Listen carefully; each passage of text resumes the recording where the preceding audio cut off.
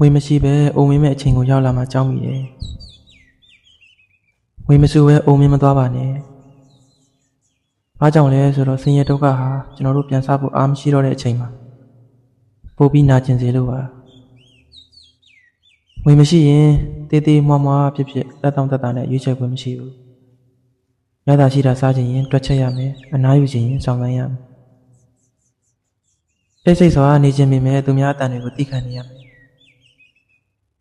ဝေမရှိရင်ကိုယ်စကားလုံးတွေတောင်အလေးမထားဘူးသားသမီးကိုကြီးပြင်းအောင်မွေးခဲ့ပြီမဲ့ဒီနေ့မှာတော့ဘာမှမရှိတဲ့သူရဲ့စကားဟာအိမ်ထဲကအတန်တိုးတိုးလေးပဲဖြစ်နေတယ်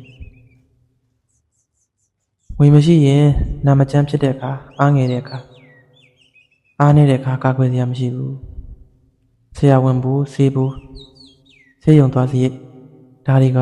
တက်ကြီးရွယ်အိုတွေကိုညှတာလေးမရှိဘူးလက်တွေ့ဘဝကပုံမြင်တဲ့ကလိုအမြဲကူညီမဲ့သူရှိတာမျိုးမဟုတ်ဘူးဝေမရှိရင်သိကျင်တယ်လို့သိဖို့တောင်ဂုဏ်သိက္ခာမရှိဘူးမနေခြင်းတဲ့နေရာမှာနေရမယ်မစားခြင်းတဲ့အရာကိုစားရမယ်မတောင်းကျင်တာကိုတောင်းနေရမယ်ဝေမရှိရင်ဘဝနောက်ဆုံးအချိန်မှာပျော်ရွှင်မှုမရှိဘူးတဘဝလုံးလှုပ်ကြိုးစားခဲ့တာရာတိခံခဲ့တာနောက်ဆုံးမှာတော့ပုံမင်းသွားတဲ့အချိန်နဲ့တူတကူရဲတိတ်ဆိတ်စာနေုံပေါ့